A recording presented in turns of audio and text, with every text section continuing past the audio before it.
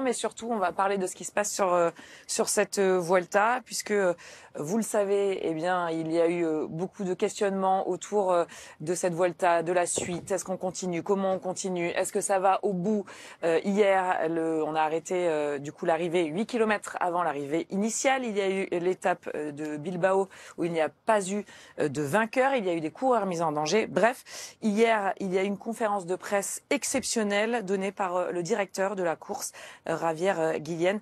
Écoutez-le, il n'y a toujours pas de plan B. El mensaje principal que quiero daros hoy es que nosotros vamos a continuar haciendo la vuelta. Tenemos unas normas, esas normas las tenemos que cumplir y yo creo que no solo es la vuelta quien tiene que cumplir las normas, sino que las tenemos que cumplir todos. No se puede cortar las etapas. No se puede bloquear el paso de los ciclistas. Es ilegal. Nosotros somos deporte y el deporte sirve para unir. Cada uno que quiera utilizar la plataforma de comunicación de la Vuelta para dar el mensaje que sea, y en este caso es el mensaje pro-Palestina, y por supuesto que es algo terrible lo que está ocurriendo, y por supuesto que lo que queremos todos, no creo que haya duda en eso, es la paz. Nosotros queremos defender nuestro deporte, nosotros queremos defender nuestra carrera, por respeto a los corredores, por respeto al público, por respeto al deporte, que nos dejen correr. Es lo único que pedimos, que estamos trabajando y se está haciendo grandísimos esfuerzos para sacar adelante la carrera. Grandísimos esfuerzos, pero también pedimos colaboración para que lo podamos hacer. Si nuestro propósito es llevar la Vuelta hasta Madrid, no se contempla ningún plan B de llegar a Madrid y sustituir la etapa de Madrid. No, en ningún caso.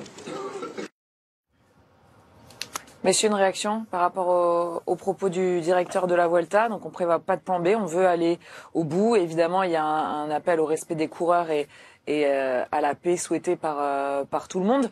Est-ce que, je mets des guillemets, mais est-ce que c'est suffisant? Pour l'instant, j'ai envie de dire, ça suffit. Hein. Alors oui, vous avez parlé de l'étape de Bilbao, qui n'a pas eu de vainqueur, mais qui a quand même eu une influence au classement général. Hier, oui, on n'a pas été jusqu'au bout, mais on a quand même eu une belle étape. Voilà, avec les échappés qui vont au bout. Donc, j'ai envie de dire, pour l'instant, alors oui, c'est pas comme prévu, bien évidemment, mais on arrive à faire la course. Il y a eu, faut pas le cacher, beaucoup d'incidents. Pour moi, le plus gros incident, c'est peut-être pas Bilbao. Pour moi, le plus gros incident, c'est celui qui est arrivé au contre-la-montre par équipe, avec quelques manifestants qui ont failli faire tomber toute l'équipe d'Israël. Pour moi, c'est la plus grosse crainte.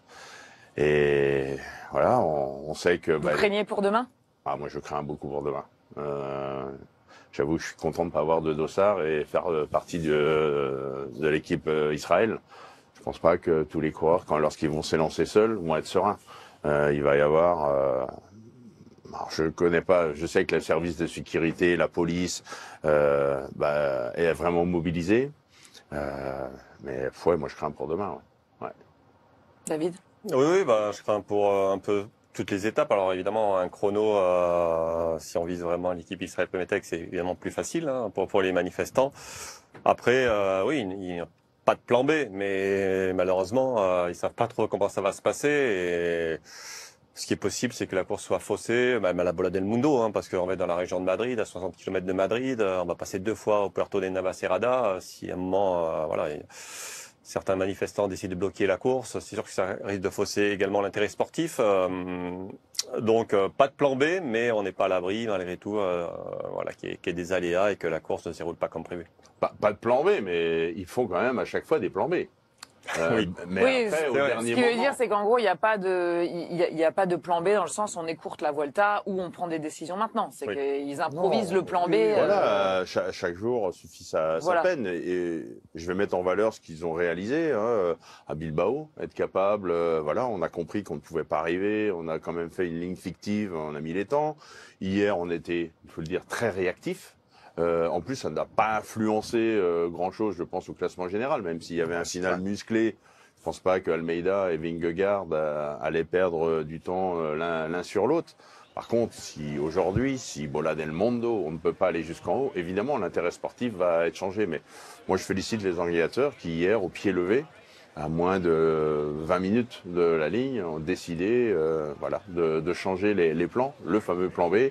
Ils le font chaque jour en fonction des circonstances de course. On voit les coureurs qui attendaient hier que les bus puissent venir les récupérer. Voilà, ces instants particuliers pour les coureurs qui gardaient le sourire. Bien sûr, on va les écouter dans quelques instants puisque Thomas Biel et toutes les équipes d'Eurosport sont sur place pour prendre leurs avis et la manière dont ils vivent tout ça. On va d'abord saluer Thomas Biel justement pour savoir comment est l'ambiance aujourd'hui et comment est l'ambiance pour les coureurs. Bonjour Thomas.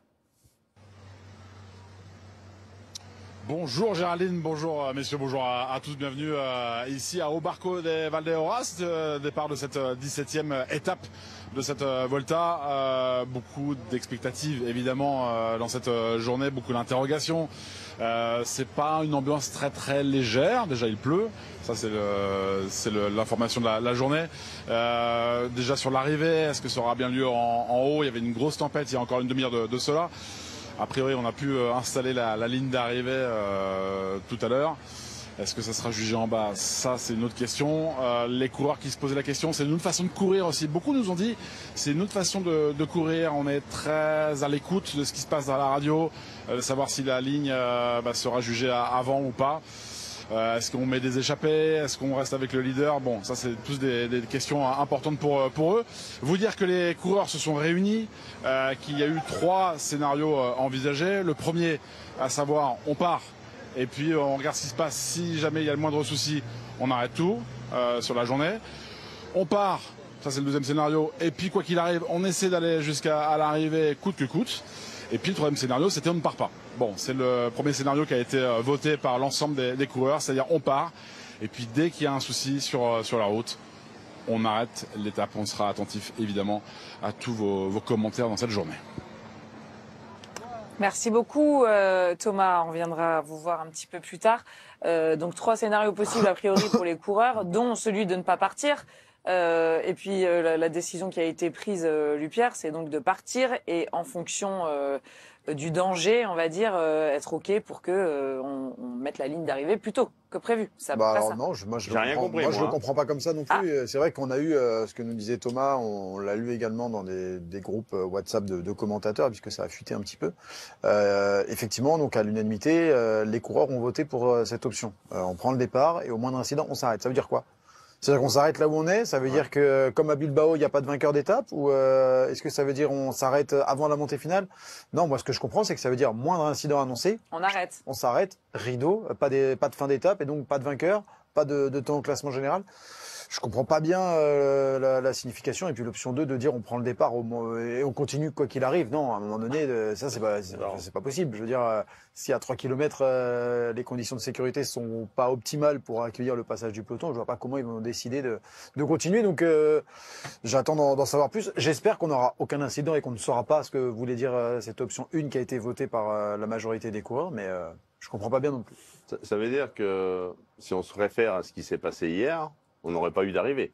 Si on s'était arrêté au moins d'incident. Ouais. Ceci dit, il n'y avait pas spécifiquement d'incident sur la route puisque c'est intervenu ils le savaient plus tard. évidemment les coureurs, puisqu'on l'a annoncé à une demi-heure de l'arrivée. On ne pourra pas juger l'arrivée. Mais je pense que c'était certainement que ce qu'ils veulent dire, j'en sais rien, c'est un incident qui les touche directement à un instant T. Je pense, c'est-à-dire des manifestants, je pense. Là, pour le coup, c'était anticipé avec une manifestation et donc la décision qui a été prise, je pense qu'on est à tout le monde.